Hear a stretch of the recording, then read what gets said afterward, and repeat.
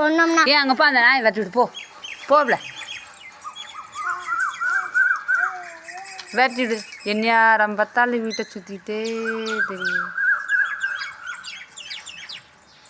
அதி நீ என்ன பண்ணுற? இங்கே என்ன பண்ணுறீங்க? வா யோடா அதி, இங்கே அம்மாட்ட வா.